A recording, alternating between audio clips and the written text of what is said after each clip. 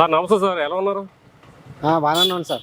మరి ఏంటండి, YCP party సంక్షేమ పథకాలను ఇచ్చాను కదా, 175 స్థానాలకు 170 స్థానాలు మాకు వస్తాయని చెప్పి ప్రతి మీటింగ్లోని జనాలు చూస్తే చాలా ధైర్యంగా ఉండేవాడండి. అవునండి. అలాంటి 11 సీట్లే రావడానికి కారణం ఏంటి? ప్రజలు ఇంత మార్పు రావడానికి కారణం ఏంటి?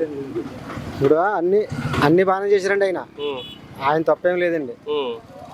ఒకటి చేలలో రాళ్ళు వేయటం అదొకట ప్రాబ్లంగా కనబడుతుందండి. ఇసుక ఒకటి సామాన్య మానవుడు లారీ ఇసుక కొనుక్కోలేని పరిస్థితుల్లో ఉన్నవాడు ఇబ్బందులు పడి బండి మీద తెచ్చుకుని ఏదో చిన్న చిన్నగా అక్కడ చేసుకునేవాడు అండి. ఇప్పుడు ఫ్రీ ఇసుక అన్నారా? ఫ్రీ ఇసుక వల్ల ఇది చాలా దారుణాలు జరుగుతున్నాయి, కబ్జాలు జరుగుతాయండి అని చెప్పి ఫ్రీ ఇసుకనే తీసేశారు. కానీ సామాన్య మానవుడికి ఏమన్నా లాభం చేకూర్చేదంటే అది కూడా దొరకలేదు. దీనివల్ల కూడా వ్యతిరేకత వచ్చింది అనుకోవచ్చు. వస్తుందండి. మద్యం విషయంలో ఎలా మాట్లాడతారు? మద్యం కూడా మంచి బ్రాండ్ కాదండి. అది ప్రతి ఒక్కడికి లెవెల్లో కిడ్నీలు పోతున్నానండి. ఇప్పుడు 65 రూపాయలు పెట్టి తాగితే హాయిగా పడుకునే వాళ్ళు కాదండి. అది బ్రాండ్ మంచిదండి. అది అప్పుడు టీడీపీలో చక్కగా ఆకలేసేది, చక్కగా పనికి పోయేవాళ్ళు. ఇప్పుడు పులిగా ఏమన్నా కాయన తాగితే తెల్లరికి నీరసం పడిపోతున్నారండి. ఓకే, వాలంటరీ వ్యవస్థ గురించి మాట్లాడితే టీడీపీ హయాం వస్తాయి, వాలంటరీ వ్యవస్థను కొనసాగిస్తున్నారు. సో మన టీడీపీ హయాం వచ్చింది, అధికారం వచ్చింది, కానీ వాలంటరీ వ్యవస్థ గురించి ఇంకా మాట్లాడాల.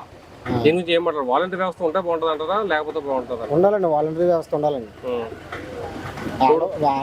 అలా బాగానే చేశారండి.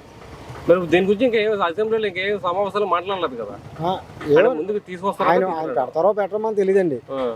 ఇప్పుడు ఈ జగన్ గారు పెట్టింది వాలంటీర్లు అందరికీ బాగానే ఉందండి, ఇబ్బంది ఏం లేదండి. ఓకే, టీడీపీ గెలవడానికి కారణం జనసేన పార్టీ అంటారు, పవన్ కళ్యాణ్ గారు. అదే కరెక్ట్ అండి. నిజమనేది టీడీపీ నాయకులు అందరూ ఒప్పుకోవాల్సిన మాట అది. అవును, అందరూ ఒప్పుకోవాల్సిన మాట అండి. కూటమి వల్లే వచ్చిందండి.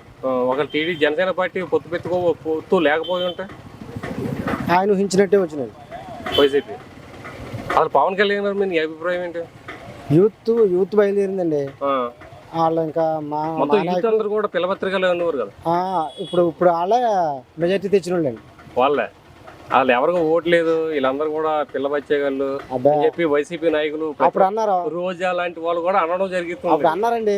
అలాగలగా ఒక సంవత్సరం పెరిగింది, అందరికీ ఓటు హక్కు వచ్చింది.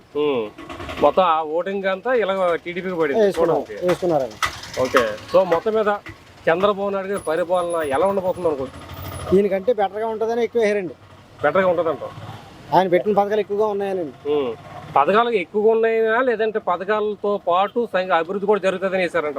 పథకాలు ఎక్కువగా ఉన్నాయి, అభివృద్ధి కూడా జరుగుతుందని కదండి ఏదైనా. అంతేనా? సరే అండి, థ్యాంక్ యూ.